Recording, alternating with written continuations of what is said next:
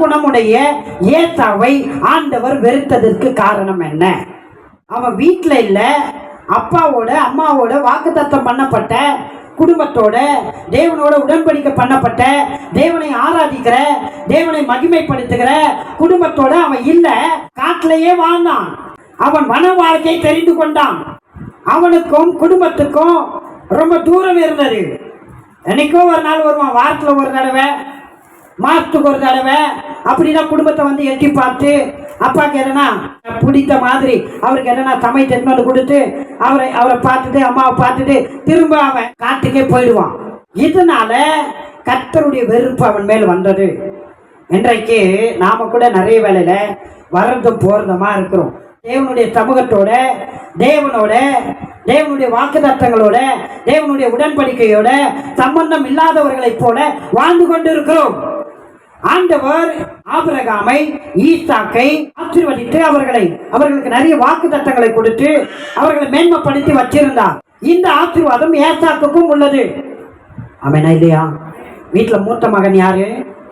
Isaac தான் அந்த ஆசீர்வாதம் வரணும். அதனால தான் அப்பா என்ன பண்ணாரு, எப்பா நான் உன்னை ஆசீர்வதிக்கணும், எனக்கு அடுத்தபடியா கர்த்தர் உன்னை மேன்மையா உயர்த்தணும், உன்னை கனப்படுத்தணும். ஆபிரகாமை எப்படி உயர்த்தினாரோ, என்னை எப்படி உயர்த்தினாரோ அவ்விதமாய் உன்னையும் ஆண்டவர் உயர்த்த வேண்டும் என்று ஏசாவை அழைத்தான். அல்லேலூயா. ஆனால் அந்த ஆசீர்வாதத்துக்கு இந்த ஏசா பாத்திரவானாய் இல்லாமல் இருந்தான். பாத்திரவானாய் இல்லை, சொல்லுங்க இல்லை. ஏன்னா அவன் வாக்குத்தத்தம் பண்ணப்பட்ட தன் தகப்பனோடு இல்லை, பலிகளை செலுத்தவில்லை, தேவனை ஆராதிக்கவில்லை, தேவனை குறித்து சற்றேனும் அவனுடைய நினைவுல யோசனைகள் வரவில்லை. அவன் இருதயத்துல தேவனை குறித்து எந்த வாக்கை குறித்தோ, எந்த தியானமோ, எந்த விசுவாசமோ, எந்த நம்பிக்கையும் இல்லாதவனா இருந்தான். ஒரு இடத்துல கூட ஏசாவை குறித்து அவன் கர்த்தரை தேடினான் என்று சொல்லப்படவில்லை. அவன் கர்த்தரிடத்தில் விசுவாசமாய் இருந்தான் என்று சொல்லப்படவில்லை. அவன் தகப்பனுக்கு கீழ்ப்படினான், அப்பாவை அவன் நேசித்தான், தம்பியை மன்னித்தான். நல்ல குணம் இருந்தது. நல்ல குணம் இருந்தா போதாது, சொல்லுங்க. நல்ல குணம் இருந்தா வாக்குத்தத்தங்களை சுதந்திரிக்க முடியாது, சொல்லுங்க, முடியாது. வாக்குத்தத்தங்களை, கர்த்தருடைய ஆசீர்வாதங்களை சுதந்திரிக்க முடியாது. இங்க கண்ணை மூடினா அங்கேயும் போக முடியாது. நல்ல குணம் இருந்தா மாத்திரம் போதாது, நல்லவர்களா இருந்தா மாத்திரம் போதாது. சர்வ வல்லவரோடு இணைய வேண்டும், தேவனோடு இணைய வேண்டும், தேவனோடு ஐக்கியப்பட வேண்டும். ஆமெனா இல்லையா? ஏசாவுக்கும் தேவனுக்கும் வெகு தூரம் இருந்தது, பெரிய இடைவெளி இருந்தது. கர்த்தரோடு உடன்படிக்கை செய்யாத ஜனத்தோடு அவன் போய் இணைந்து அங்க இருக்கிற பெண்களை தன்னுடைய தகப்பன்கிட்ட கேட்காம, தாய்கிட்ட கேட்காம அவன் திருமணம் முடித்து அவன் மனம் போன போக்கில் வாழ்ந்து கொண்டிருந்தான். தன் யார் என்பதை அவன் அறியாமலும் உணராமலும் அவன் வாழ்ந்து கொண்டிருந்தான். அவன் யார் தெரியுங்களா? குடும்பத்தில் அவன் தான் மூத்தவன், அவன் தான் சேஷ்ட புத்திர பாகத்தை உடையவன். அந்த சேஷ்ட புத்திர பாகத்தை கூட விற்றான். இதோ நான் சாக போறேன், இந்த சேஷ்ட புத்திர பாகம் எனக்கு என்னத்திற்கு, நீ எடுத்துக்க, கூழ கொடு அப்படின்றான். பாருங்க, சேஷ்ட புத்திர பாகம் அப்படின்னா என்ன தெரியுங்களா? குடும்பத்தில் சொத்து பிரிக்கும் போது பிள்ளைகளுக்கு இப்போ 2 பேர் இருக்கிறாங்கன்னா 3 பங்கா பிரிப்பாங்களாம். அதில் 2 பங்கு மூத்தவனுக்கு, 1 பங்கு தான் சின்னவனுக்காம். அப்படிப்பட்ட ஒரு அந்தஸ்து இருந்தது. அது மாத்திரம் இல்லை, குடும்பத்தினுடைய எல்லா காரியத்திலையும் இந்த பெரியவன் தான் முன்னிற்க வேண்டும், முன்னிருந்து எல்லாவற்றையும் நடத்த வேண்டும். அவன் தான் தன் தாய் தகப்பனோட கூட இருந்து எல்லா காரியங்களும் ஒழுங்கு செய்ய வேண்டும். தொழிலா இருந்தாலும் அவன் தான் எடுத்து செய்ய வேண்டும். அதுக்கு பிறகுதான் தம்பி. அது மாத்திரம் இல்ல, கர்த்தர்கிட்ட இருந்து அவன் வாக்குகளை பெற்று குடும்பத்துக்கும் ஜனங்களுக்கும் அவன் ஆசீர்வாதமா இருக்க வேண்டும், வழிகளை செலுத்த வேண்டும். ஆனா இந்த எந்த காரியத்துமே இந்த ஏசா பண்ணவே இல்லை. இந்த சேஷ்ட புத்திர பாகத்தினுடைய அந்தஸ்து, இதனுடைய மேன்மை, இதனுடைய கௌரவம், இதனுடைய கனம் என்ன என்பது இந்த ஏசாக்கு கொஞ்சம் கூட தெரியவில்லை, புரியல, அவன் உணரல. அதனால ஏசாவை தேவன் வெறுத்தார்.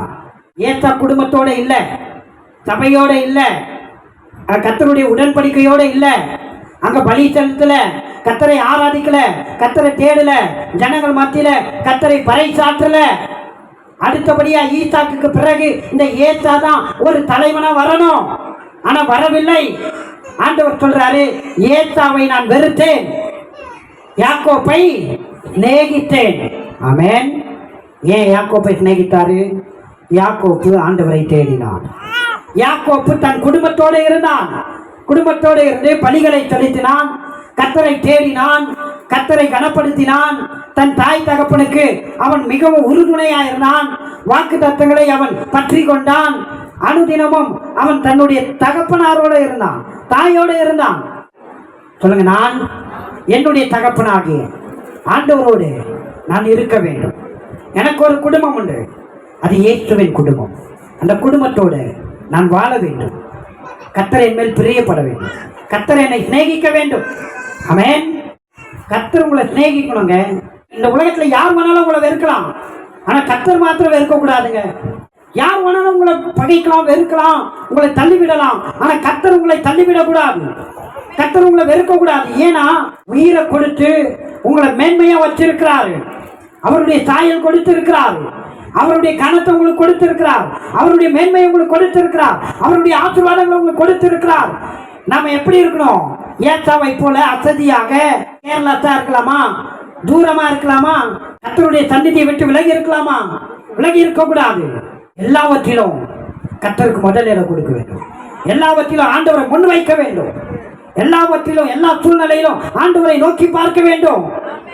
ஒரு இடத்துல கூட ஏசா ஆண்டவரை நோக்கி பார்த்ததா கிடையாது.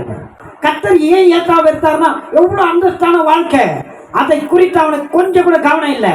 ஆண்டவர் அவனை வெறுத்தார். நான் சொல்ற, தேவன் உங்களை வெறுக்கணுமா சிநேகிக்கணுமா? எத்தனை பேரை சிநேகிக்கணும்?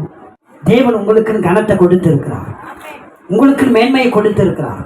இப்போது நீங்க சாதாரண ஒரு ஆசீர்வாதத்தில் இல்லை, சாதாரண ஒரு கனத்தில் அல்ல, சாதாரண ஒரு மேன்மையில் இல்லை. கிறிஸ்துவின் மேன்மை உங்களுக்கு கொடுக்கப்பட்டிருக்கிறது. நீங்கள் புதிய உடன்படிக்கையின் பிள்ளைகள். சொல்லுங்க, நான் புதிய உடன்படிக்கையின் பிள்ளையா இருக்கிறேன். இயேசு கிறிஸ்துவின் சாயல் எனக்கு கொடுக்கப்பட்டிருக்கிறது. இயேசு கிறிஸ்துவுக்கு கொடுக்கப்பட்ட அந்த கனம், அந்த மேன்மை, அந்த ஆசீர்வாதம், அந்த உயர்வுகள் எனக்கும் கொடுக்கப்பட்டிருக்கிறது. எனக்கும் கொடுக்கப்பட்டிருக்கிறது. இப்போது நான் சாதாரண ஆள் இல்ல, ஒரு தேவ மனுஷனா இருக்கிறேன், தேவ மனுஷியா இருக்கிறேன். கரங்களை தட்டி இருக்கணுமே. இப்பேற்பட்ட கனம் உங்களுக்கு இருக்கிறதுங்க. கேர்லெஸ்ஸா இருக்காதீங்க, அசதியா இருக்காதீங்க. ஒவ்வொரு நாளும் ஆண்டவரோட ஐக்கியப்படுங்க, ஆண்டவரோடு கூட இணைந்து கொள்ளுங்க. அவர் மறைவை விட்டு வெளியே இருக்காதீங்க, அவருடைய சமூகத்தை விட்டு வெளியே இருக்காதீங்க. அவருடைய சமூகத்திலே வாழுங்கள், அவருடைய பிரசன்னத்தில் வாழுங்கள், அவருடைய பாதத்தில் வாழுங்கள். ஹல்லேலூயா. அவரோடு இணைந்து கொள்ளுங்கள். உங்க மேல உள்ள திட்டங்கள் நிறைவேறும். ஏசா மேல உள்ள திட்டங்கள் நிறைவேறல. ஏசா மேல உள்ள திட்டங்கள் எல்லாம் அப்படியே மூடப்பட்டது, குழி தோண்டி புதைக்கப்பட்டது. உங்க மேல இருக்கிற திட்டங்கள் அப்படி ஆகக்கூடாது. சொல்லுங்க, என் மேல் உள்ள திட்டங்கள் நிறைவேற வேண்டும். சர்வ வல்ல தேவன் என் மேல் திட்டங்களை வைத்திருக்கிறார். அந்த திட்டங்கள் செயல்பட ஒவ்வொரு நாளும் அவரை நான் பற்றி கொள்ள வேண்டும். அவர் பாதத்தில் இருக்க வேண்டும், அவர் சமூகத்தில் இருக்க வேண்டும், அவருடைய குடும்பத்தில் ஒருவனாய் நான் எப்போது காணப்பட வேண்டும். நல்ல கரங்களை தட்டி ஆண்டவருக்கு மகிமையை செலுத்துங்க. கர்த்தர் உங்களை சாட்சியை மாற்றுவாராக. கர்த்தர் உங்களை அடையாளமாய் மாற்றுவாராக. கர்த்தர் உங்களை மேன்மைப்படுத்துவாராக. ஹல்லேலூயா.